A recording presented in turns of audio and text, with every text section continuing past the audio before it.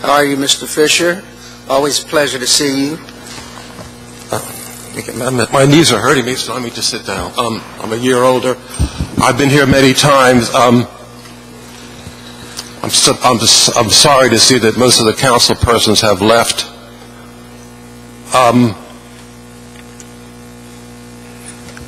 The first two questions a prospective buyer has when he looks at the house is, of course, what is the price? The next question is, what are the property taxes? That's the next biggest expense. Increasing the property taxes is going to kill the rebirth of Center City because prices are going to have to go down to compensate for the increase in price of the property taxes. I think we have a situation here where we've heard about the 1% and the 99%.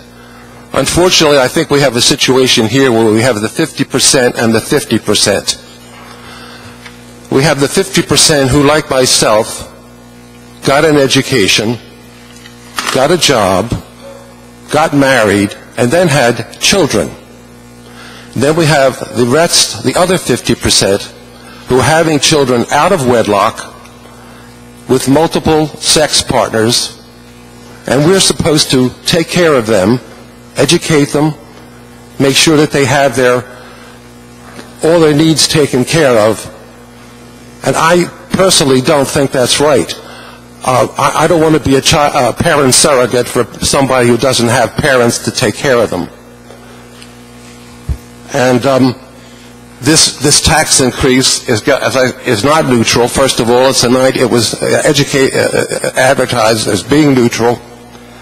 Now that's a 94% increase.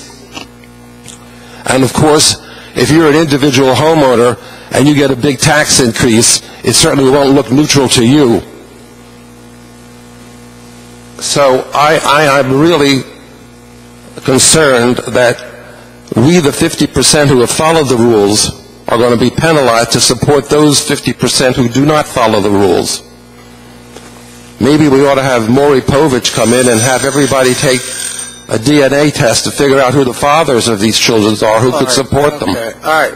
They're nobody's... Your time is up. Right now. Right now. Thank you so much. Chair recognizes Councilman Good. Okay. Let me tell you what I think is fair.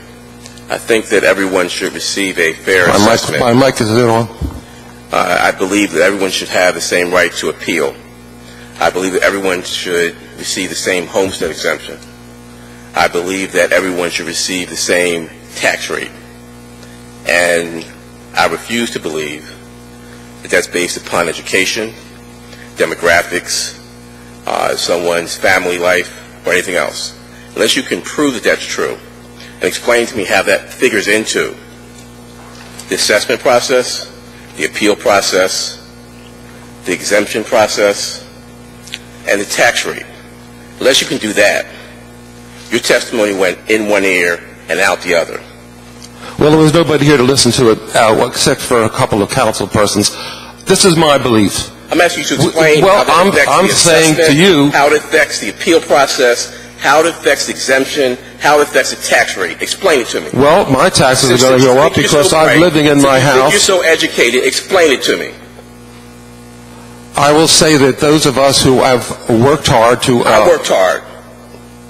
I graduated from Ivy League institution. You asked me to explain it, but when I tried, you talk over me. And I'm going... absolutely.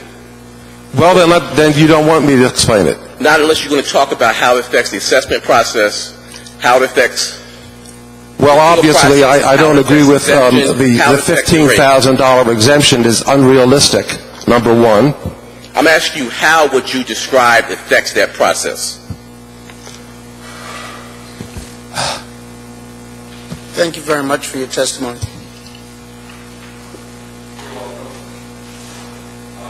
Is there anyone else to testify?